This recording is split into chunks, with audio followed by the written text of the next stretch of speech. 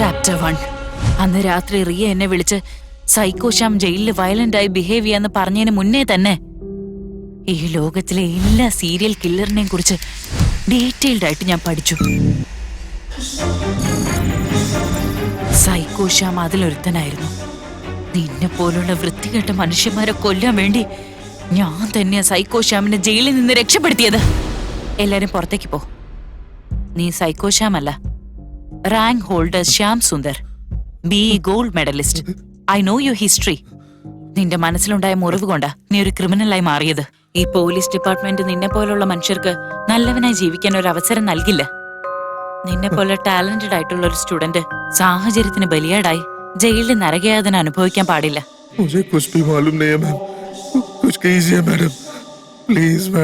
നീതി നടപ്പാക്കുന്ന പോലീസുകാരും ജീവൻ രക്ഷിക്കുന്ന ഡോക്ടർമാരും തമ്മിൽ വലിയ വ്യത്യാസമുണ്ട്.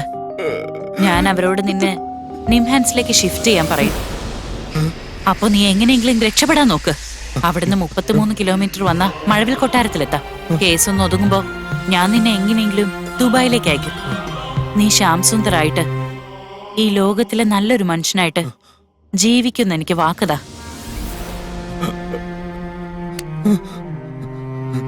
മാഡം പറയുന്ന പോലെ എന്ത് വേണമെങ്കിലും ചെയ്യാം. ഭഗവാൻ K സ്വരൂപോ ma'am.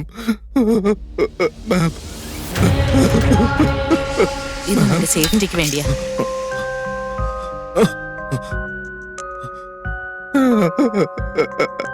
Thank you, ma'am. Thank you.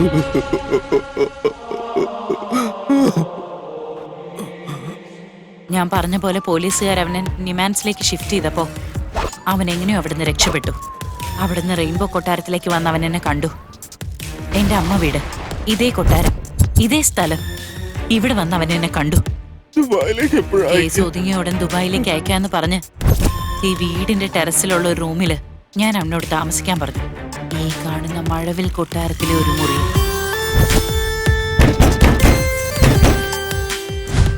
എന്താ പേടിച്ചു പോയോ നീ?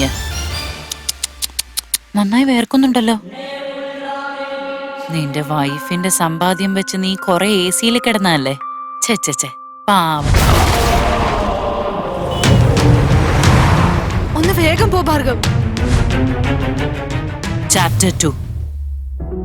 അന്ന് രാത്രി ഞാൻ നിന്നോട് മരുന്ന് കഴിക്കണമെന്ന് പറഞ്ഞുകൊണ്ടേ ഇരുന്നത് എന്തിനാന്നറിയോ?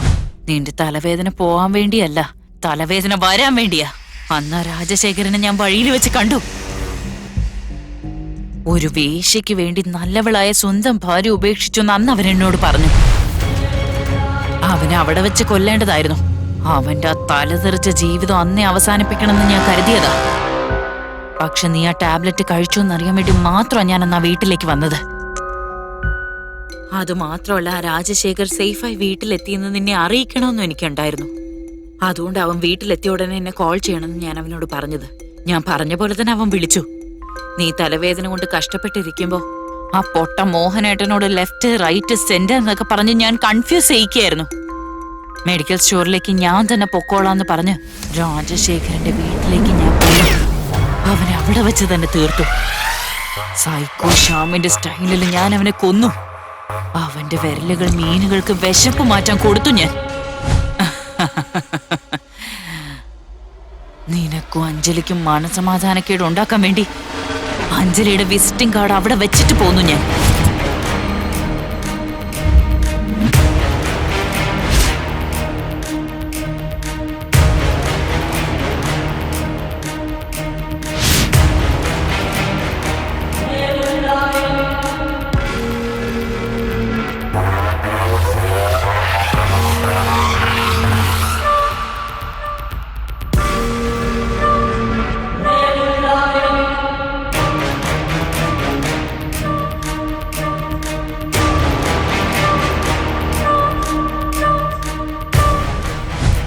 എല്ലാരും സൈക്കോ ശ്യാമിനെ സംശയിക്കുമ്പോ എന്റെ അനീതി ആ മിടുക്കി റിയ അഞ്ജലിയാണ് സംശയിച്ചത്. അഞ്ജലിയാണ് ആ കൊല ചെയ്തതെന്ന് പറഞ്ഞ് എല്ലാ മീഡിയയിലും ന്യൂസ് പേപ്പറിലും വാർത്ത വന്നു. അപ്പൊ എന്റെ പ്ലാൻ പോലെ തന്നെ അഞ്ജലിയുടെ മാനം തകർന്നു പോയല്ലോ. ഈ റെയിൻബോ ഹൗസ് എന്ന് പറഞ്ഞ എന്താ? ഈ റെയിൻബോ ഹൗസിലാ ഞങ്ങൾ രണ്ടുപേരും ജനിച്ചു വളർന്നത്. ചാപ്റ്റർ 3. റിയയുടെ എൻഗേജ്മെന്റിന്റെ അന്ന് ആ പവൻ അഞ്ജലി അപമാനിച്ചപ്പോ ഐ വിൽ കില്ലു എന്ന് അഞ്ജലി ഉറക്കെ വിളിച്ച് പറയുന്നുണ്ടായിരുന്നു. അപ്പൊ ഞാൻ അനുഭവിച്ച സന്തോഷം, അവളെ ടോർച്ചർ ചെയ്യാൻ കിട്ടുന്ന ഒരവസരവും ഒരിക്കലും പാഴാക്കാൻ ഞാൻ ആഗ്രഹിച്ചിരുന്നില്ല. അതുകൊണ്ട് വീണ്ടും ആ ജോക്കറിന്റെ വേഷം ധരിച്ച് ആ പവനെ ഞാൻ പരലോകത്തേക്ക് അയച്ചു. ആ വേശയില്ലേ, അവളുടെ പുറകെ ചുറ്റി നടന്ന പവനെ അങ്ങനെ തന്നെ ഞാൻ കൊന്നു. എനിക്ക് തോന്നുന്നു സൈക്കോ ശ്യാം ചേച്ചിയെ കിട്ടാത്തോണ്ടാണ് ആ സെൽവമുരുകനെ കൊന്നെന്ന്. That bastard. ശരി അറിയാ. ഫാസ്റ്റ് ഭാർഗവ്. ഞാൻ ചെയ്ത എല്ലാ കൊലപാതകവും അഞ്ജലിയുടെ തലയിൽ വന്ന് വീണു. പോലീസ് അവളൊരു പട്ടിയെ പോലെ വലിച്ചഴച്ച് അകത്തിട്ടു. എന്റെ അടുത്ത ടാർഗറ്റ് ആരും സംശയിക്കരുതെന്ന് കരുതി ഞാൻ തന്നെ അവൾക്ക് ജാമ്യം നേടിക്കൊടുത്തു. ജയിലിൽ നിന്ന് അവളെ ഇറക്കിയപ്പോ എന്റെ മുന്നിൽ വെച്ച് തന്നെ എന്റെ അനിയത്തിയെ ഭീഷണിപ്പെടുത്തി അവള്. ആ സമയത്ത് എനിക്ക് അവളെ കൊല്ലാനുള്ള ദേഷ്യം ഉണ്ടായിരുന്നു. എന്നിട്ട് ഞാൻ സമാധാനത്തോടെ അവളെ വാ എന്ന് പറഞ്ഞ് കൂട്ടിക്കൊണ്ടുപോയി. ചാപ്റ്റർ 4. നമ്മുടെ ആനിവേഴ്സറിയുടെ അന്ന് ഞാൻ തന്നെ ഫോട്ടോയിൽ ക്രോസ് ചെയ്ത് ടേബിളിൽ തീ കൊളുത്തി. എന്നിട്ട് റോഹൻ പേടിയാവുന്നു പറഞ്ഞ് അലറി വിളിച്ചു. ആ ഡ്രാമ നടത്തിയ സമയത്ത് എനിക്ക് എന്ത് സന്തോഷമായിരുന്നോ. നീ അഞ്ജലിയുടെ നെഞ്ചിലേക്ക് ഗൺ ചൂണ്ടിയപ്പോ ആഹാ, ഞാൻ അനുഭവിച്ച പരമാനന്ദ സുഖമുണ്ടല്ലോ. അവളെ ആനിവേഴ്സറിക്ക് ഇൻവൈറ്റ് ചെയ്തത് ഞാൻ തന്നെയാ. ഒരു നിമിഷത്തേക്കെങ്കിലും അവളെ നീ സംശയിച്ചില്ലേ റോഹൻ? സൈക്കോ ശ്യാമാണത് ചെയ്തതെന്ന് പറഞ്ഞ് ഞാൻ നിന്നെ വിശ്വസിപ്പിച്ചില്ലേ? ഞാൻ നിന്നെ ഒരുപാട് പേടിപ്പിച്ചില്ലേ? പാവം എന്റെ ഭർത്താവ്, നീ എന്നും രാത്രി പേടി സ്വപ്നം കണ്ട് എഴുന്നേറ്റില്ലേ? ചാപ്റ്റർ 5. അഞ്ജലിയെ കൊല്ലാനായി ഞാൻ പ്ലാൻ ചെയ്തപ്പോ തന്നെ അവൾ തന്നെ എന്നെ കോൾ ചെയ്ത് ലോങ് ഡ്രൈവിന് പോവാന്ന് പറഞ്ഞു. ഒരു കശാപ്പ് ശാലയിലേക്ക് ഓടിക്കേറി വന്ന ഒരു ആട്ടിൻകുട്ടിയെ അറവുകാരൻ വെറുതെ വിടുവോ? രണ്ട് കൈയും വലിഞ്ഞ് ഒരു മരത്തിൽ കെട്ടി കത്തി എടുത്ത് കുത്തി ഞാൻ അവളെ കൊന്നു. അവളുടെ വിരലുകൾ അരിഞ്ഞ് ആ നദിയിലേക്ക് ഞാൻ തർപ്പണം ചെയ്തു. കാക്കയ്ക്കും കൃമി കീടങ്ങൾക്കും ഒക്കെ ആഹാരമായി അവള് ചത്തു. പിഴച്ച ശവം. അവള് മരിച്ചതിന് ശേഷം എന്റെ അടുത്ത ടാർഗറ്റ് നീ തന്നെയായിരുന്നു. ഈ ബ്ലോക്ക് മാറുന്നില്ലല്ലോ. അവൾക്കൊന്നും സംഭവിക്കില്ല Riya. I am concern Bhargav. Don't get tensed. എനിക്കറിയാം ചേച്ചിക്ക് ഒന്നും ആവില്ലെന്ന്. I am also worried about Rohan. നിന്നെ എങ്ങനെയാ കൊല്ലാന്ന് ആലോചിച്ചിരിക്കുമ്പോഴാ എന്റെ ലിസ്റ്റിലേ ഇല്ലാതിരുന്ന ആ മുരുകൻ എന്ന് പറയുന്നവൻ പെണ്ണുങ്ങളെ പറ്റി തീരെ അപമര്യാദയായി സംസാരിച്ചത്.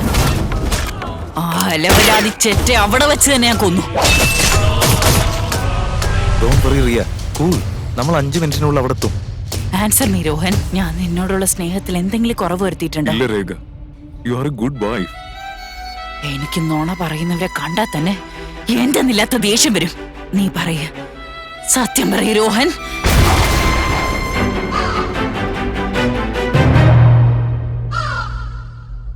അഞ്ജലി എന്നെ പറ്റിച്ചിട്ട് പോയി രേഖ. അവളെ എന്നേക്കുമായി മറന്നിട്ട് നിന്റെ കൂടെ ഹാപ്പി ആയിട്ട് ജീവിക്കണമെന്ന് ഒരുപാട് ഞാൻ ആഗ്രഹിക്കുന്നുണ്ട്. അഞ്ജലിയോട് ശാരീരികമായി അടുത്തു എന്നുള്ളത് സത്യമാ. പക്ഷെ മനസ്സുകൊണ്ട് ഞാൻ ഇന്നും നിന്നെ മാത്രം സ്നേഹിച്ച രേഖ. വിഷം തന്ന് കൊല്ലാനുള്ള സ്നേഹമല്ലേ രേഖ? ദയവേത് നീ എന്നോട് ക്ഷമിക്ക്. ഒരേ ഒരു തവണ എന്നോടൊന്ന് ക്ഷമിക്ക്. നീ ഒരേ ഒരു തവണ ജീവിക്കാനുള്ള അവസരം താ please Rekha. I truly love you Rekha. Please Rekha. ഞാൻ നിന്നെ എന്തുമാത്രം സ്നേഹിച്ചെന്നറിയോ നിനക്ക്? എന്തിനാ എന്നോട് ഇങ്ങനെ ചെയ്ത Rohan? I'm sorry Rekha. I'm sorry രേഖ.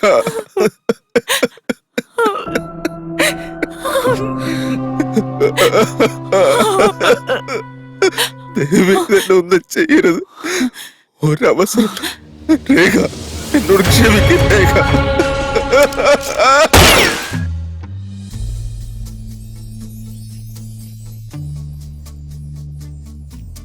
ശാന്തിയായി വരൂ ശ്രീമതി, മനഃശാന്തിയായി വരൂ ശ്രീമതി. നിന്റെ ദുഷ്ടചിന്ത കൊണ്ട് അഹങ്കാരിയായവനെ നിന്റെ തെറ്റായ ചിന്തകൾക്ക് തന്നെ അട്ടഹാസമായവനെ പരിശുദ്ധ പാപം മനസ്സുകൊണ്ട് ശാന്തിയായി വരൂ ശ്രീമതി. അഹിംസയെ തുടച്ചു നീക്കി അധർമ്മത്തെ അടിച്ചു നിർത്തി ദുഷ്ടനിഗ്രഹം നടത്തി ധർമ്മത്തെ പുൽകിടു നീ ശാന്തിയായി വരൂ ശ്രീമതി. തെറ്റാണ് ചെയ്തത്. വന്നവനെ ഉയിര് തേടി നടന്നോ നീ, മാംഗല്യം പരമാകും വിധി ശാന്തി